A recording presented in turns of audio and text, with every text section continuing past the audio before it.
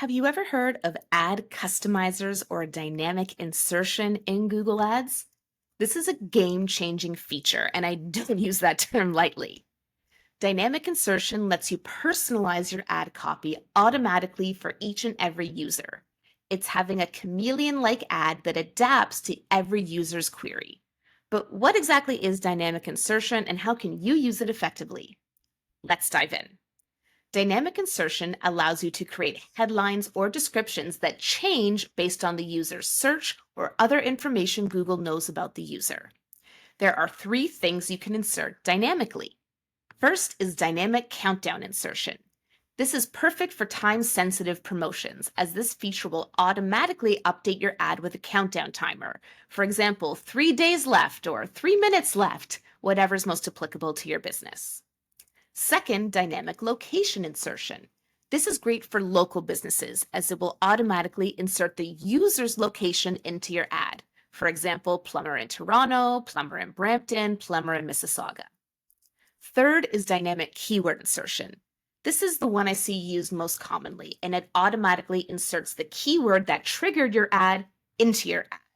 Importantly, it does not insert what the user searched for. It inserts your keyword that matched to the user's search.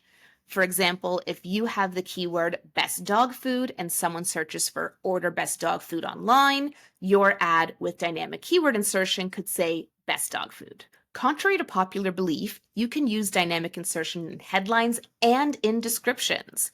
You can use it in both of these places in your responsive search ads.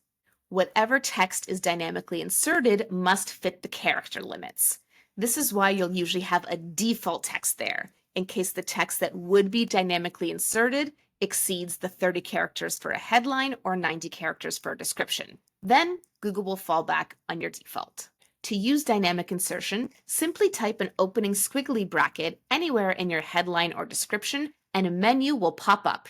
You can choose between keyword, location, and countdown, and then just follow the instructions to set it up for your ad. You can use all three kinds, and you can use them multiple times across your headlines and descriptions to create highly personalized ads. Dynamic insertion offers a lot of benefits. Improved ad relevance, since your ads will be more relevant to each user's search, leading to higher click-through rates, which leads to higher ad rank, which leads to lower CPCs.